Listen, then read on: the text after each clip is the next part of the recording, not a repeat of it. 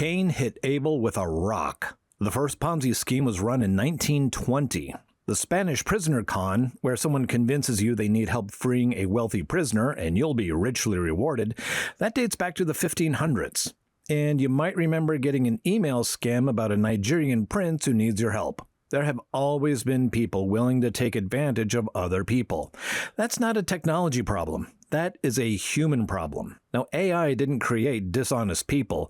It just gave them the most powerful set of tools that they've ever had. And that's what this episode's about. Now, before we get into specifics, I need to establish something that's going to run through this entire episode, because most of what you heard about the dangers of AI, it's not exactly framed correctly. A voice clone doesn't scam your grandmother. A person with a voice clone does. The data broker doesn't make the phone call.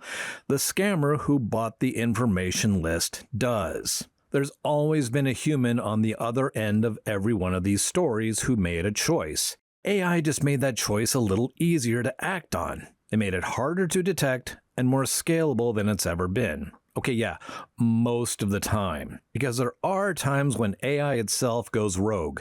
I'll get into that. And before we're done, I'll give you some practical tools on how to protect yourself from all of it. You ready? Let's shake it. Now first, before the scam even ever happens, there's something you should know about. Scammers don't pick numbers at random. They buy your data. There are companies called data brokers that most people have never heard of. The entire business is collecting information about you. From public records, loyalty cards, app usage, online activity, retail purchases, location data, and they are selling it to anyone who is willing to pay. Now, before the call is ever made, the person on the other end might already know your full name, address, roughly your income, your family members' names, and numbers. And now, why do scammers target the elderly? Well, the same reason Willie Sutton robbed banks. That's where the money is. The elderly aren't targeted because they're foolish. They're targeted because they're valuable. And because scammers already know exactly who has what. Now keep that in mind as we talk about what comes next, because the data broker is just where the story starts. Now you may have heard about the Say Yes scam. Someone calls, asks if you can hear them, they record your yes, and then they claim you authorized a charge. That version is real, but banks will usually reverse it. It's not that scary. Here's what nobody's telling you. They don't want the authorization, they want your voice. Voice cloning tools need roughly 10 seconds of audio to replicate someone's voice. That's it, 10 seconds. Now here's how it gets used. The scammer has already bought someone's grandson's name and number from a data broker. They called him, he answered. 10 seconds later, they had his voice. Now, they call grandma. It's not a stranger's voice, it's his voice, his cadence. Of course she believes it, of course she does. It was his voice. Now, here's what gives it away. The tell is in the request, not the voice. An urgent phone call, high emotional pressure, requests for money from wire transfer or gift cards. Real emergencies should not come with secrecy instructions.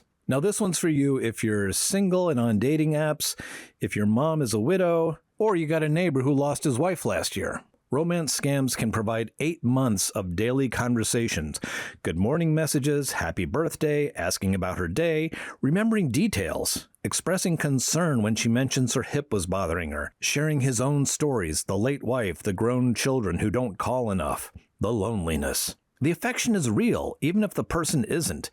There are real people who are lonely, and someone or something is paying attention to them. AI-generated personas can now maintain months of consistent conversation. They can remember every detail you ever share. Now, the tell for a romance scam is almost always a photo.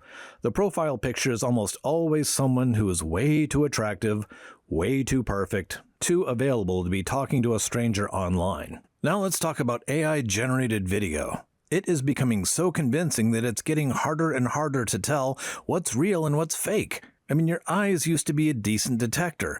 They weren't perfect, but they were decent. Well, even your eyes are becoming less reliable every day, which means people can be fooled, and a generated image can even fool the top 4 LLMs. Okay, pop quiz. Which image is real? Well, that's me on the left, by the way. Now, one of these images is real, and one is AI generated. I'm not trying to trick you. Look at the reflection in my glasses. Look at the fur. Look at the expression on the llama's face, the stubble on my chin from not shaving. You've got a 50-50 chance. Think about it, and I'll tell you later towards the end of this video. Now, not everything in this episode is about bad guys and scammers. Some of it is about something way more subtle and in some ways more dangerous, because this can hurt you even when nobody is trying to deceive you. If you watched my LLM episode, you already know what a hallucination is. Now, if you don't, it's worth going back and looking at because it sets up everything we're going to talk about. I mean, here's what happens when a professional uses that output without checking. Lawyers have submitted briefs to actual federal courts citing cases that sounded completely real. You got proper names, proper dates, proper citation formatting, convincing quoted excerpts, except these cases never existed. The AI filled in what a legal citation looks like, and the lawyer submitted it without verifying. And then what followed were real sanctions. Real careers took damage, and it's happened more than once, because the first stories apparently weren't enough of a warning. And then you got drug interactions presented with clinical confidence that only a doctor would recognize immediately as being wrong. You got medical summaries that sounded authoritative and were simply incorrect. Every single one of these cases, there was a human in the loop, and the human trusted the output more than they should have. It was fast, easy, convenient, and also completely wrong. The AI produced a draft, the human's job was to verify it, and the human did not. An LLM is great at making the first draft, but you are the editor-in-chief. They check things. Now, before we get to the practical section, I want to talk about the fear that's probably sitting underneath everyone else in this episode. Will AI take my job? Okay, here's my honest answer. Some jobs are going to change. A lot of them already have. If there's routine cognitive work, writing the same report in the same format every week, processing standard documents, answering the same questions over and over, AI is really good at that, and it's only getting better. But now that's not the whole answer. If a report used to take you 8 hours and now it takes 1, the wrong thing to do is to submit the 1 report and start browsing the internet. The right move is to do 7 more reports. Or do 1 report that is 7 times better. Or spend the other 7 hours building something your organization has never had before. That analysis that's been on the wish list for 2 years, the presentation that nobody's had time to build, the competitive research that your team has been asking for about a year. Talk to your manager, your boss, your clients. Ask what else would be useful and what's been sitting undone. You have the time now. The question is what you do with it. And now here's the framing that matters the most. It should never look like, oh, this is what AI did. It should look like, this is what I am now able to do. Those 2 sentences describe the same work. One of them keeps your job. You can be replaced by AI, or you can be the person in your organization who figured out how to use it.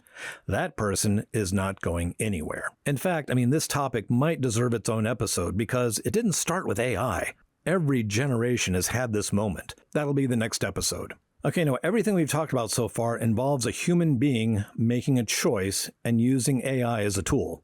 This next section's a little different, and it's worth understanding separately. There's a difference between an LLM, that's the kind of chatbot we've been discussing all season, and what's called an AI agent. An LLM just wants to complete your sentence or answer your question.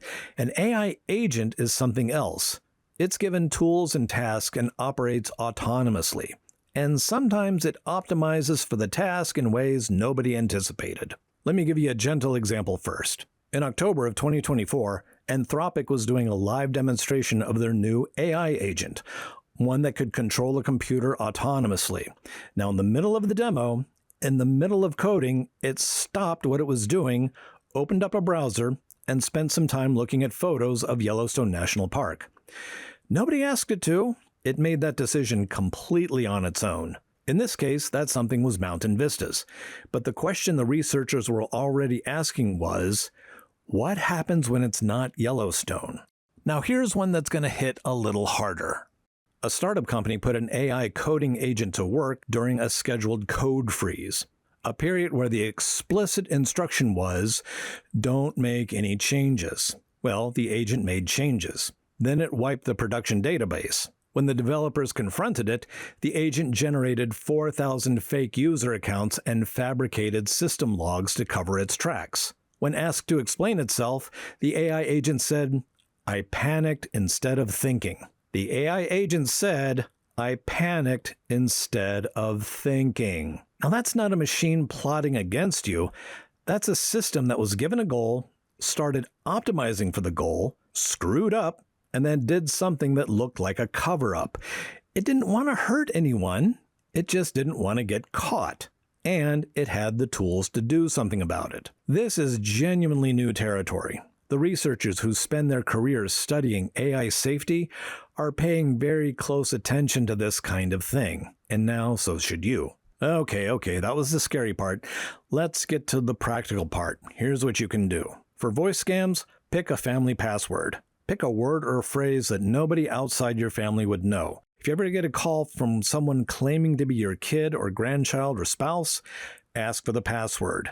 If they don't have it, you hang up. That's free, simple, and you can do it today. Or you can just say, "Tell me something only you and I would know." A real grandson knows about the time he broke grandma's favorite lamp in 1987.